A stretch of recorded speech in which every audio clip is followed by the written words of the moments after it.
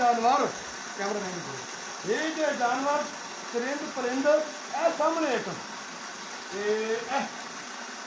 ये जो इस पिछों पानी इस गंद ये गंद वाला पानी आ जनाब ये वाटर सप्लाई है जेडे इतों के मजबूर लोग वादिए गूल ने यह पानी पीवन ते मजबूर।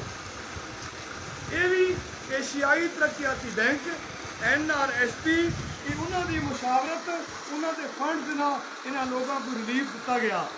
एक बार बात आखिर से हुकूमत के वक्त अरबाब अख्तियार के मुतालबा इन लोगों दी जमीन इन लोगों दी अजीजदारियां रिश्तेदारियां अद्धा गूल इतों नकल मकानी कर चुकिया तो बाकी जड़े सिर ते बाहवां इन लोगों के अरबाब अख्तियार मसाइल हल करो। पानी बुनियादी मसला इन्हें साफ पानी पीने वास्ते मुहैया किया। पाकिस्तान जिंदाबाद।